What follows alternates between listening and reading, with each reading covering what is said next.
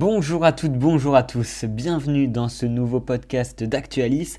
Cette semaine, en raison de la journée internationale des droits des femmes qui avait lieu mardi 8 mars, Actualis vous propose un podcast un peu différent. En effet, les chroniqueurs vous proposent de vous pencher sur différents thèmes traitant du droit des femmes dans le passé, aujourd'hui, dans la culture, mais aussi dans le monde politique. Je vous laisse donc avec Léa, Pauline, Guillemette, Baptiste et Philippine.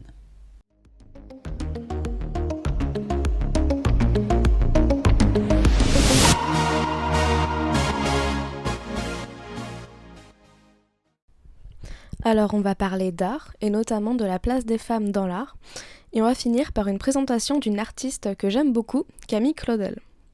On commence tout d'abord par un petit état des lieux et quelques chiffres, puisqu'en France, dans beaucoup de musées, la majorité, le nombre d'œuvres féminines sont très minoritaires. Par exemple, au Centre Pompidou, les œuvres réalisées par des femmes représentent uniquement 21% de leur collection en 2020, et ça malgré l'essor du féminisme depuis ces dernières années. Le paradoxe sur la place des femmes dans l'art, c'est que le milieu de l'art est considéré comme un domaine féminin, et que d'ailleurs les femmes sont majoritaires quand il s'agit de loisirs, elles le sont aussi dans les écoles d'art, mais quand il s'agit d'en faire leur métier, elles deviennent minoritaires. Alors, c'est aussi parce que les femmes ont commencé à pouvoir accéder aux métiers artistiques et culturels qu'au XXe siècle, mais elles ont quand même été, à partir du XXe siècle, cantonnées à certaines fonctions secondaires, et c'est que depuis la Révolution française notamment, de 1789, et que la société a voulu devenir plus égalitaire, que les femmes ont commencé à pouvoir réellement accéder aux sphères artistiques. En fait, à partir de la Révolution française, on a une émancipation des femmes, qui se répercute dans la sphère artistique. Et dans les décennies qui suivent, les femmes vont pouvoir commencer à se former de manière d'abord officieuse, puis officielle. Faut savoir qu'elles ne peuvent pas avoir de carrière institutionnelle, par exemple à l'École nationale des beaux-arts, jusqu'au début du XXe siècle. Donc voilà pour un petit peu de contexte. Et maintenant, je voulais parler de Camille Claudel, une artiste féminine qui a vraiment marqué l'histoire et que personnellement j'aime beaucoup. Alors son nom vous a peut-être dit quelque chose parce qu'elle est connue du grand public car elle était l'élève et la muse d'Auguste Rodin, mais aussi son amante. Alors elle est née le 8 décembre 1864 dans l'Aisne et elle est morte le 19 octobre 1943 dans le Vaucluse. Elle commence la sculpture dès l'adolescence, notamment à partir de la glaise, et elle décide de monter à Paris pour se consacrer à l'art et suit notamment des études pour apprendre l'art et se former. Auguste Rodin deviendra son professeur en 1882 et elle deviendra par la suite sa muse. Ils ont travaillé sur plusieurs œuvres en commun et elle a notamment beaucoup influencé ses sculptures. Naîtra de cette rencontre une histoire d'amour qui durera 10 ans et qui se terminera de manière assez tragique, dramatique, la faisant sombrer dans la folie, puisqu'en fait elle sera internée à 48 ans, diagnostiquée d'une psychose paranoïaque. Son internement a fait l'objet de beaucoup de controverses, donc son affaire a été pas mal relayée dans la presse, puisqu'ils ont accusé sa famille de l'avoir fait interner de force sans raison valable. Et notamment la presse s'en est beaucoup mêlée en militant contre la loi dite des aliénés, qui a permis notamment de la placer dans un asile. Quant à lui, Rodin, il a essayé de l'aider, mais malheureusement sans succès. Mais surtout, à part son internement, même si c'est malheureusement la chose qui est surtout connue d'elle, ce qu'il faut retenir de Camille Claudel, c'est son excellence dans la sculpture, en marbre et en bronze. On peut citer parmi ses œuvres qui s'inscrivent dans le mouvement de l'Art Nouveau, la valse ou l'âge mûr qui sont assez connus, qui méritent le détour. Et elle a aussi gagné des prix, comme par exemple une médaille de bronze à l'exposition universelle de 1900 à Paris, ce qui quand même n'est pas rien. Et ce que je trouve très intéressant, chez Camille Claudel, c'est qu'elle a réussi à dépasser le statut de muse pour devenir artiste elle-même. Et d'ailleurs, sa vie a fait l'objet d'un livre qui la rendra célèbre aux yeux du grand public. Une femme, Camille Claudel de Anne Delbé, sorti en 1982, mais aussi 2 films éponymes sortis en 1988 et 2013, preuve qu'elle a quand même marqué l'histoire artistique française.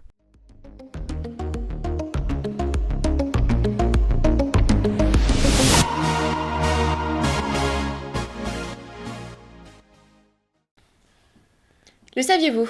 Depuis quelque temps, le collectif Droits humains pour toutes et tous milite pour que la Déclaration des droits de l'homme et du citoyen soit renommée Déclaration des droits humains.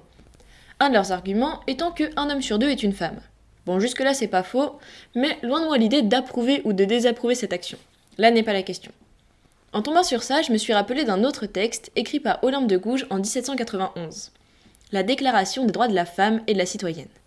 Ce que je vous propose, c'est de revenir ensemble sur ce document, et surtout sur la vie de cette incroyable femme, pionnière dans plus d'un domaine. Pour commencer, petite parenthèse Wikipédia. Olympe de Gouges, ou Marie Gouze, est née en 1748 et est décédée en 1793. Place de la Révolution, à Paris. Vous comprendrez juste après pourquoi j'insiste sur le lieu de sa mort. Pour résumer sa vie, on pourrait juste dire le mot pionnière, comme je sous-entendais dans mon introduction. En gros, elle a été écrivaine, dramaturge, journaliste et femme politique, le tout au XVIIIe siècle. Veuve d'un premier mariage arrangé, elle refuse le second, bien qu'amoureuse, car elle considère le mariage comme le tombeau de l'amour. Rien que ça. Elle s'est engagée dans de nombreux combats, par exemple contre l'esclavage avec une pièce, Zamore et Mirza, qui a fait scandale d'ailleurs, le premier d'une longue suite. Elle placarde des affiches, distribue des tracts, fait des propositions politiques, et le tout dans un contexte bien connu, la Révolution française de 1789. À cette occasion justement, et plus précisément lors de la marche des femmes du 5 octobre 1789, l'engagement d'Olympe prend un autre tournant. En 1791, elle publie la fameuse Déclaration des droits de la femme et de la citoyenne, sur le modèle du texte fondateur proclamé en 1789. Pour se rendre compte de l'importance de ce document, je vais vous donner quelques extraits en reprécisant un élément plus que nécessaire. Ce texte a été publié au XVIIIe siècle. Écoutez. La femme naît libre et demeure égale à l'homme en droit. Les distinctions sociales ne peuvent être fondées que sur l'utilité commune. Ou alors, nulle femme n'est exceptée. Elle est accusée, arrêtée et détenue dans les cas déterminés par la loi. Les femmes obéissent comme les hommes à cette loi rigoureuse. En cette journée mondiale des droits de la femme, il ne peut y avoir de symbole plus clair. Il s'agit tout simplement de l'un des premiers textes à évoquer sérieusement une égalité juridique complète entre les femmes et les hommes. Cependant, Olympe de Gouges a un grand défaut. Elle refuse la violence. Et dans le contexte qui suit la Révolution française, c'est pas la meilleure des attitudes à avoir. Elle est considérée comme anti-révolutionnaire. Elle s'oppose à la peine de mort, elle défend le roi Louis XVI lors de son procès et elle critique ouvertement Robespierre. Pour ça, elle est jetée en prison et condamnée à mort. Elle est guillotinée le 3 novembre 1793. Beaucoup de témoignages insistent sur sa fierté et son courage face à la mort, ce qui, selon moi, rajoute encore un petit peu plus de charisme au personnage, s'il n'y en avait pas déjà assez.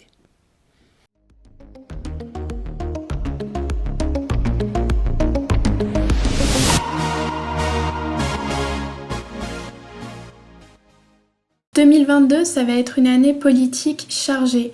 On va d'abord avoir les présidentielles, puis les législatives. En France, en 2019, il y avait 34,8 millions de femmes. C'est un tout petit peu plus que la moitié de la population française qui est concernée par les violences sexistes au quotidien. Selon le dernier rapport du Haut Conseil à l'égalité femmes-hommes, 46% des femmes ont vécu des actes sexistes au travail et 43% en ont vécu chez elles. Le féminisme est forcément politique. Il vise à réorganiser la société pour qu'elle soit plus égalitaire et surtout qu'elle protège toutes les femmes.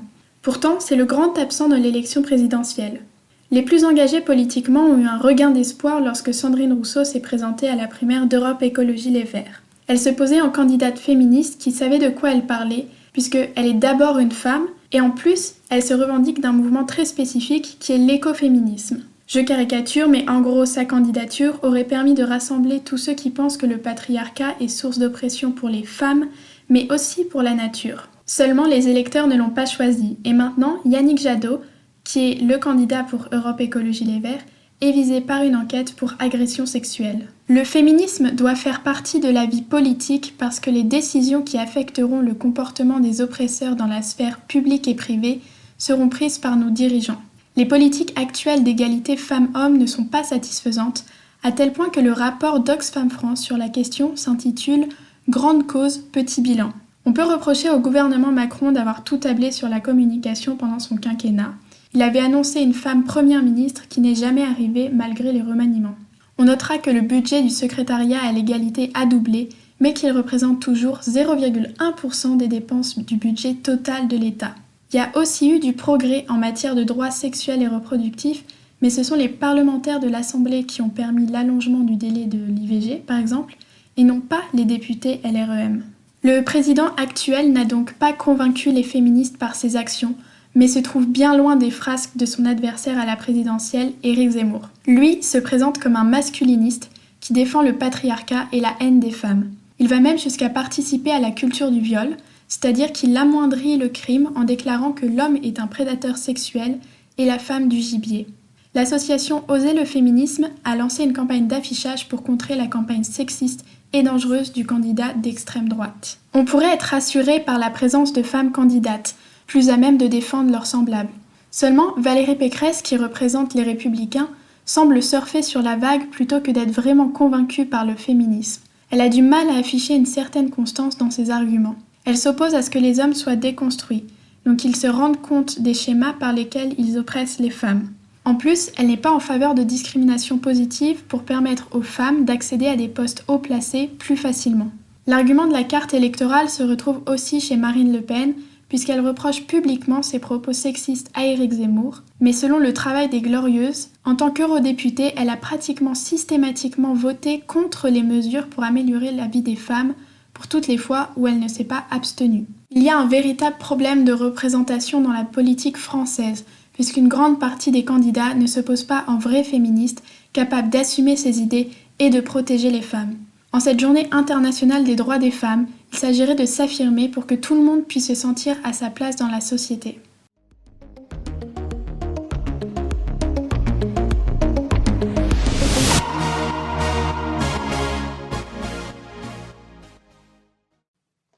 Salut à toutes et à tous, copains et copines d'Actualis, c'est Baptiste, et je voulais profiter de ce numéro spécial dédié aux droits des femmes pour vous parler d'une icône de la pop culture plutôt connue, à moins éventuellement que vous ne viviez dans une grotte en ayant fait le serment de ne plus jamais voir, entendre ou parler pour l'éternité.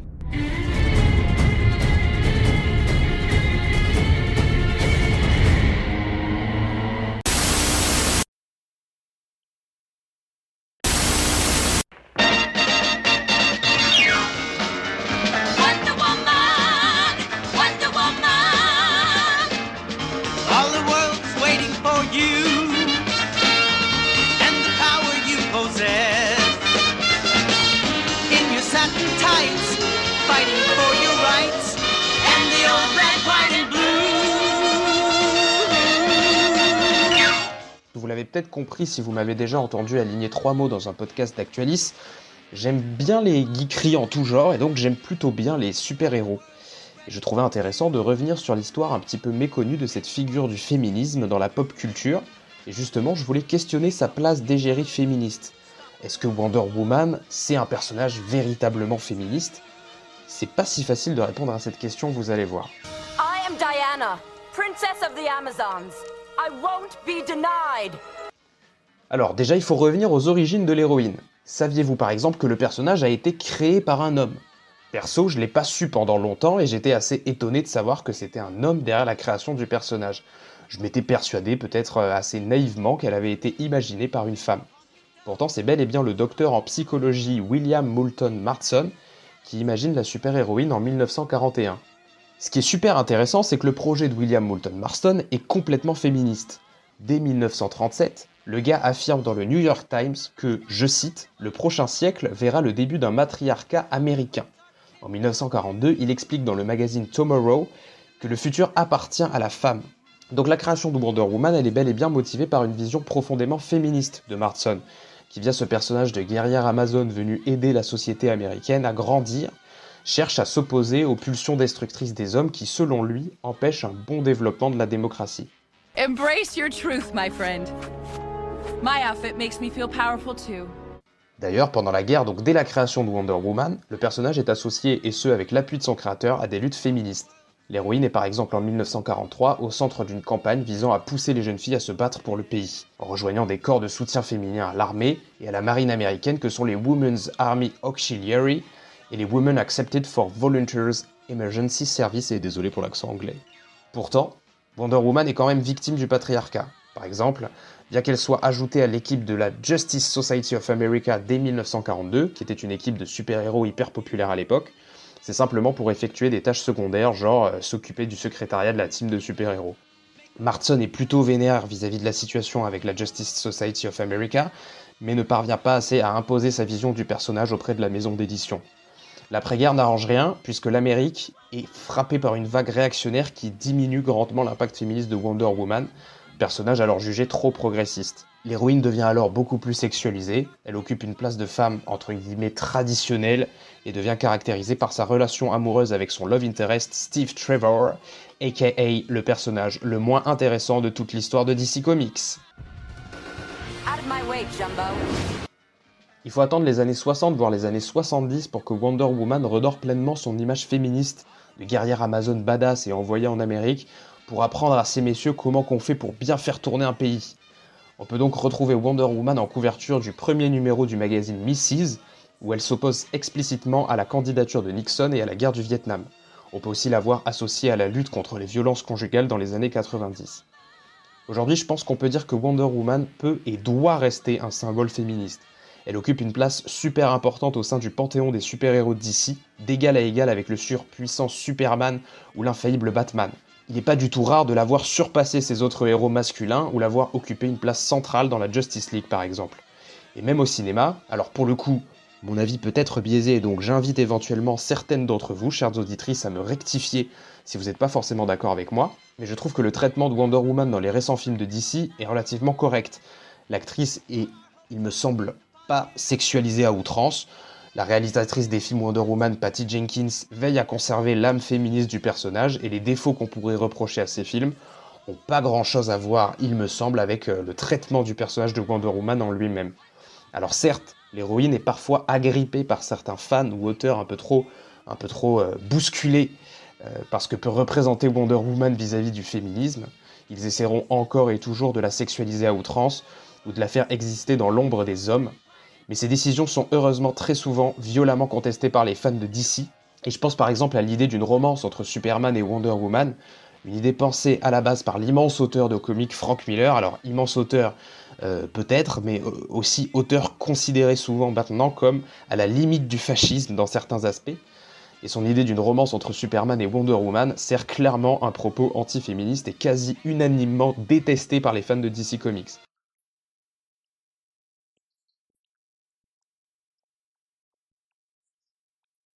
Alors si tu écoutes ce podcast et que tu trouves que Wonder Woman et Superman en couple, c'est une bonne idée, on t'aime quand même, mais change d'avis.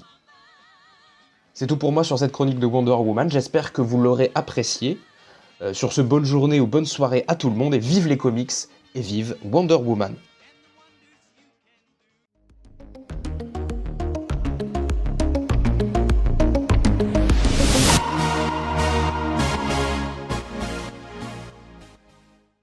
Bonjour à tous, mais surtout à toutes. Pour cette journée mondiale du droit des femmes, je me suis rendue au rassemblement Place de la République à Lille pour demander aux dames ce qu'elles veulent en 2022. Écoutez. On veut Poutou 2022. On veut arrêter d'être assassinés. On veut des salaires égaux. Qu'on nous lâche sur notre corps, putain de merde, c'est le nôtre. Qu'on arrête d'embêter les mères pour les bêtises de leurs fils. Si déjà il y avait l'éducation sexuelle, l'éducation des sentiments, etc., de qu'est-ce que la violence, quelle est la place de la violence, de la jalousie, du consentement, etc. à l'école, ça serait absolument incroyable. Je veux tout ce qui existe. Exactement, je voudrais avoir accès à tout ce qui est possible pour les gars. Je voudrais que ce soit valable pour toutes les femmes. Et pas seulement celles qui ont la chance d'être bourgeoises, blanches comme moi. Qu'on arrête de minoriser les femmes trans, homosexuelles, en les considérant moins que des vraies femmes, parce qu'il n'y a pas de vraies femmes ou de fausses femmes. Et puis, plus j'interrogeais les femmes, plus une tendance se dessinait dans leurs réponses.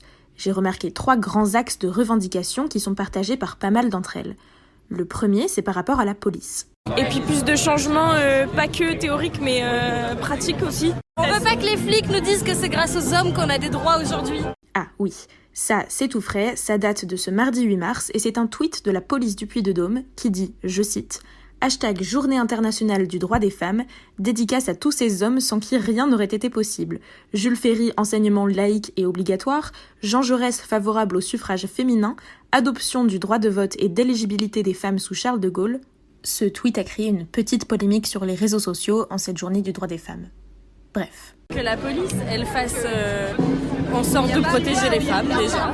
que la police du coup soit beaucoup plus sensibilisée et ouverte aux problèmes, que dans la justice ça soit beaucoup plus représenté, parce que par exemple en Espagne il y a 4 fois ou 5 fois moins de viols et de violences qu'en France, parce que le système judiciaire est beaucoup plus rapide concernant ces causes-là. Là aussi, la question de la formation des policiers sur les violences faites aux femmes revient souvent. Dans son livre Flic, paru en septembre 2020 aux éditions de la Goutte d'Or, le journaliste Valentin Gendreau raconte son infiltration pendant 2 ans au sein de la police parisienne. Il y explique, entre autres révélations, que les policiers n'ont que 3 heures de formation sur le sujet, dont 2 qui sont consacrées au visionnage du film Mon Roi de Maïwenn Lebesco avec Vincent Cassel et Emmanuel Berco. Les formations les plus approfondies sur les façons de traiter les plaintes pour violences conjugales sont quant à elles sur la base du volontariat. D'ailleurs, la journaliste Chloé Pilorget a publié dans Libération en 2019 un reportage sur une journée de cours sur les violences faites aux femmes auprès des policiers dans les Yvelines. Parallèlement, les mouvements féministes, notamment sur les réseaux sociaux, se sont largement emparés de la question. Le hashtag Double Peine, cofondé par la journaliste Constance Villanova, met en lumière les répercussions sur le terrain du manque de formation des policiers. Les victimes venant à déposer plainte pour des violences sexistes se retrouvent face à des agents mal informés qui parfois refusent tout simplement de prendre leur plainte ou qui les accueillent avec des questions inappropriées. Les femmes sont alors doublement victimes de leur agresseur et du système judiciaire incapable de leur fournir l'assistance demandée. Parce que Macron avait promis énormément de choses et pour l'instant ça n'a pas été le cas. En période de campagne présidentielle, les articles sur le bilan du quinquennat d'Emmanuel Macron fleurissent par dizaines.